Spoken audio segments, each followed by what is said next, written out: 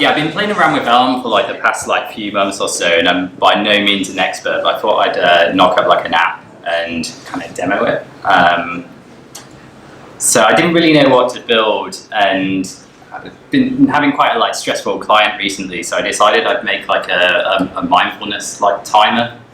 I tried to like add in some like web audio, but that didn't really pan out. So at the end of it, it just shows like a inspirational quote. I know that's not really like the best thing to do at the end of a mindfulness app when you like got your eyes closed, but I'm not being paid for this, so whatever. Okay, cool. Maybe if I might actually show you what it looks like first. Type in one hand. Yeah, so obviously the amazing design. Any VCs in the room, like hit me up after. I'll put it on for 10 minutes. I'm not sure if this talk will last 10 minutes, but we'll find out. Okay, cool. So a little bit about Elm. So it's a functional, statically typed language that compiles into JavaScript. Functional programming is all the rage now. It's actually quite fun to work with, and the type system is great. It's also like basically all things included framework for building a web app. Like with things like React, like you have to kind of add in like loads of stuff like state management. You want to add in like GraphQL, all that sort of stuff.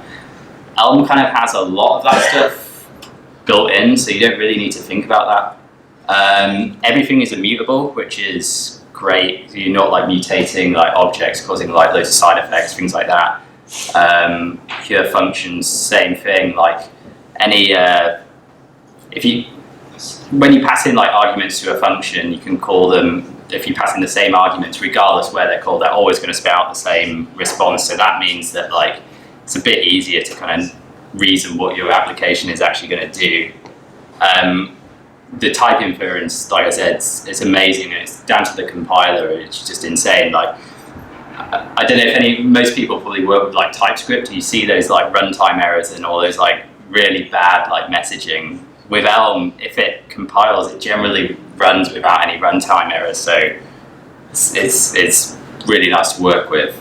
And this is what I kind of wanted to talk about. The interop with JavaScript is super easy. Do a lot of stuff with React, and I thought that it would be nice to kind of like build a component in Elm and then slot it into a React app, and it's really easy. There's like a package that you can use, which I'll show you in a little bit. Yeah, makes it super easy. And it uses the virtual DOM, which is why it works so nice with React, I guess. So yeah, this is like the kind of general Elm architecture. And it's actually what Redux took a lot of inspiration from. So you have your like model, which is basically the state of your application, which passes through like a view function, and then it gets sent as a message to your Elm runtime. And this is kind of what does all of the stuff behind the scenes, like all your async stuff, rendering, all random number generation, anything like it's generally handled by the Elm runtime. So this can then pass like messages to your update function, and that kind of acts a little bit like a reducer in Redux, if you're familiar with that. And then it generates like a new model, and it's kind of like the cycle continues. There's a little bit more to it than that, but there's a general overview. So show a little bit of my code. I don't really want to get too hung up on like the whole application, but I'll just explain what each function's doing. So you start by like you would define the type of your model and pass it. This is called a record, and well, it's a type definition for a record, and a record is quite similar to a JavaScript object, but obviously it's immutable because everything is in Elm. And then what your Elm runtime does is run this init function, which so this is like a type definition. So you can see that it's getting past no arguments, and it's spitting out a tuple that contains the model and this command message.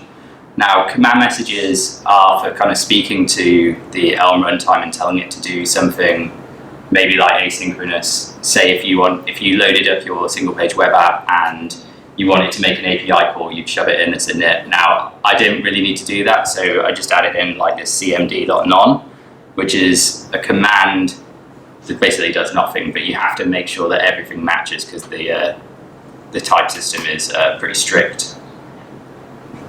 Okay, so what happens then is your model gets passed to this view function, which takes in a model and then spits out a HTML message, which then goes to the Elm runtime so it can render your app.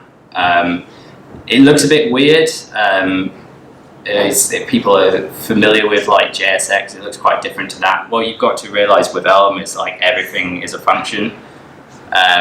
Functions are generally called with, you don't need like parentheses. Generally, it's like you use space. So you can see this div is a function which takes this list as an argument, which then takes this other list as an argument. You can see they're all like nested like that, and that kind of builds up your HTML rendering. So, for example, if we go back, this here is like a input. So the user can like add in how many minutes that they want to meditate for, and then once they've done that, that gets sent as a message, which is defined here. So you define the types of all your messages. So I've got change, which is for like changing the input, and that is generally a string. So you can think of like this is like the type name, and then the string is kind of like the payload. It doesn't have to have a payload, but yeah. And then every second I want to send a tick to update the state, because I've got like a timer counting down every second. So we need to like update the UI every second to like show that change. And this start type comes from this button, so that's when the user clicks and like starts it. Okay. So that then passes down into this update function, and some really cool like pattern matching in Elm, which is like this case statement. So it checks whether the message passed in is equal to change, and if it is, then it takes the new input and passes it into the model. Now, this is a little bit similar to, you know, when you do like a spread operator, you get like an existing state, like spread it out and then change one of the like variables on it, one of the elements, sorry. It's quite similar to that, although the only thing with this is it doesn't mutate, it always makes a new object. And this also has to send out a command message, or can do. So we don't need to do that here, so I'm passing none. So I think Elm is kind of based on like Haskell. So in everything, like every function in Elm has to have like a function type definition here. And when I first saw this, I thought it looked kind of weird, because it looks like it's several like function calls to get to this end tuple, and is kind of true. Well, it is true. Like every function in Elm takes in one argument because it uses something called like partial application. So this is an example of that. Say we defined like a function to add two integers together here. So it's like add x and y, and then return the like added value. Its type definition looks like this. And it's because, say you only passed in one argument. In JavaScript, that would probably like it definitely would throw an error. But in Elm, it returns a function that can then take in another argument that you can add another integer to, so it looks like this. There's another kind of like more advanced thing called subscriptions, which is alongside updates. So in this model, in this function, a model is like passed in, and then we want it to like tick every second if model.active is true, else like send nothing. And then it all comes together in this like main function. So we've defined all those functions in it: update, view, subscription, add it all together here, and then just expose it here, and then it can be read into like an HTML file or React or whatever. This port here kind of opens it up to interop with JavaScript, and I've defined like a port function here which can basically send a message, and that message then gets put through into your JavaScript file. If that makes sense. I think it might make more sense if I show you what it looks like here. So this is a React app. I'm using a component called React Elm components, but you can use it in like just plain JavaScript as well. So I've defined a port here and passed the Elm component in here, and then every time there's a message that comes back from the Elm component, it's sent into the React app, and it triggers this, which should say that the time is done, and you should just display the quote. So let's see if it's done that. I've got like a minute left, so maybe like a minute of questions.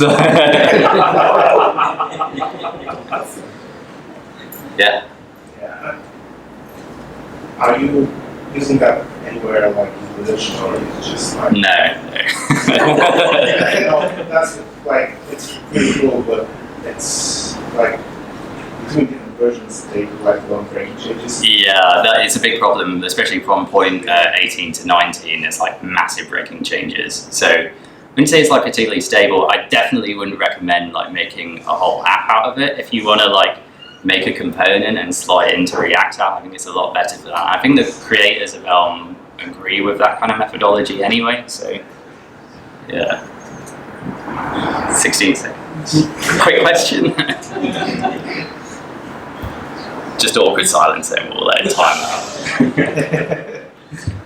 Yeah, I just wanted to say like it's worth giving a try, even if you just write only JavaScript. Yeah. It will give you some ideas. I didn't actually write this in. This is from an API. No, I mean like not your. Yeah.